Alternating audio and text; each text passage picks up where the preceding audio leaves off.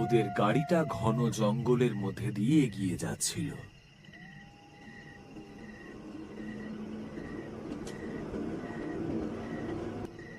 Nitin drive করছিল, আর ওর পাশের সিটে রেহান বসেছিল। আরিয়ান, শ্বেতা আর রিধিমা পেছনের সিটে ছিল। আরে নিতিন, একটু গাড়িটা তাড়াতাড়ি চালাবি। জঙ্গলের যে মোড়টা নিয়ে নিউজ লিখেছিল সেটা কিন্তু আসছে, তুই কিন্তু জোরে চালাবি ওই জায়গাটা। হ্যাঁ আরে রিধিমা, খবরটা তো মিথ্যেও হতে পারে, ওটা নিয়ে এত ভাববার কোনো দরকার নেই। আর তাছাড়া আমরা তো অন্য রাস্তা দিয়ে যাচ্ছি।